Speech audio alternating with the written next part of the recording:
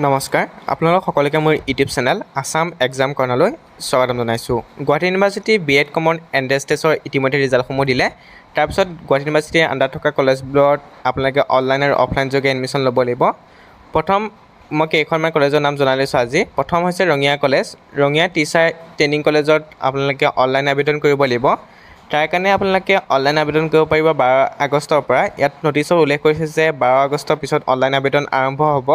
ৰঙিয়া টিটি কলেজৰ যিটো ৱেবছাইট আছে সেই ৱেবছাইটত গৈ আপোনালোকে অনলাইন আবেদন কৰিব লাগিব। গতিকে আপোনালোকে 12 আগষ্টৰ পিছত ৰঙিয়া টিটি কলেজত আপোনালোকে B.Ed পঢ়িবৰ কাৰণে অনলাইন আবেদন কৰিব পাৰিব। গতিকে আপোনালোকে এইখন নটিছখন ভালদৰে পঢ়ি ল'ব এবাৰ।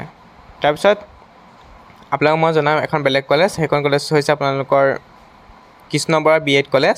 কৃষ্ণ বৰা B.Ed কলেজতো অনলাইন হয়, আপোনালোকৰ অনলাইন এপ্লিকেশ্যন হয়। এইবুলি অনলাইন হয় নে নাজানো, কিন্তু তেওঁলোকে অফলাইন ফৰ্ম দিছে। ইয়াত আপোনালোকে ফৰ্মখিনি ফিল আপ কৰিব লাগিব। নাম, father's name, mothers name, permanent address, present address, gender পৰা ধৰি SLC, HS মাৰ্কশ্বিট সকলো আপোনালোকে ইয়াত দিব লাগিব। আৰু আপোনালোকৰ B.Edৰ যিখিনি কমন এণ্ট্ৰেন্স টেষ্টত নাম্বাৰ পাইছিলে সেইখিনিও উল্লেখ কৰিব লাগিব। কিন্তু যেতিয়া মই ৱেবছাইটটো চাইছিলোঁ, ৱেবছাইটটো চাওঁতে অকল ফৰ্মখনেই উপলব্ধ হৈছে। ইয়াত কৈছে যে আপোনালোকে ফৰ্মখনে ডাউনলোড কৰিব পাৰিব বুলি উল্লেখ কৰিছে। ইয়াত কোনো ধৰণৰ অনলাইনৰ কাৰণে আবেদন কৰিব বুলি উল্লেখ কৰা নাই। গতিকে হয়তো এইবাৰ আপোনালোকৰ অনলাইন আবেদন হ'ব পাৰে। কিন্তু যোৱা বছৰ আপোনালোকৰ কৃষ্ণ বৰা B.Ed কলেজত অনলাইন হৈছিলে। কিন্তু এতিয়া মই যেতিয়া অনলাইনত যাওঁ, ছাবমিট অনলাইন এডমিশ্যন যেতিয়া আমি ক্লিক কৰিছিলোঁ, ক্লিক কৰাৰ পিছত আপোনালোকৰ ইয়াত অনলাইন ক্ল'জ বুলি দেখুৱাইছে। হয়তো এইবুলি অনলাইন হ'বও পাৰে, নহ'বও পাৰে, কিন্তু আপোনালোকৰ অফলাইন ফৰ্মো উপলব্ধ দিছে। গতিকে আপোনালোকে অফলাইন যোগেও দিব পাৰে বা অনলাইন যোগেও দিব পাৰে। গতিকে আৰু 2-3দিনমান ধৈৰ্য ধৰক, হয়তো আপোনালোকে ইয়াতো অনলাইনো হ'ব পাৰে।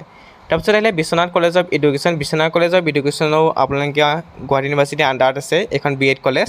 গতিকে আপোনালোকে ইয়াতো এপ্লাই কৰিব পাৰে, কিন্তু এতিয়ালৈকে কোনো ধৰণৰ নটিচ দিয়া নাই, যিহেতু ৰিজাল্ট দি গৈছেহে গুৱাহাটী ইউনিভাৰ্চিটি।